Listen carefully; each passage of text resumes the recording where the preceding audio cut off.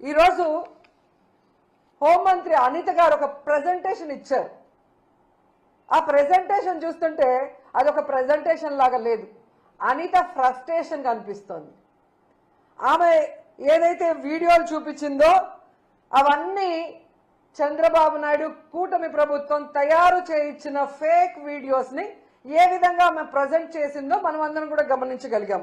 ఎందుకంటే ఆడవాళ్ల భద్రత గురించి, బాలికల మీద జరిగే హత్యల గురించి, అలాగే మహిళల మీద జరిగే అఘాయిత్యాల్ని ఆపడం గురించి ఆవిడ ఏ రోజు మీటింగ్లు పెట్టలేదు, ఏ రోజు పవర్ పాయింట్ ప్రెజెంటేషన్లు ఇవ్వలేదు.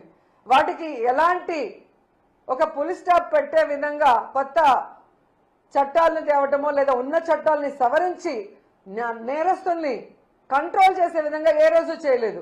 కేవలం చంద్రబాబు నాయుడు ఇచ్చే ఫేక్ వీడియోల్ని ప్రజెంట్ చేస్తూ జగన్మోహన్ రెడ్డి గారిని తిట్టడానికే ఆమె ముందుకొచ్చిందనేది ఈ రాష్ట్ర ప్రజలు గమనిస్తూ ఉన్నారు. ఎందుకు ఇది నేను చెప్తున్నానంటే ఆమె ప్రజెంటేషన్ చేసిన స్టైల్ చూస్తేనే మీకు అర్థమవుతుంది.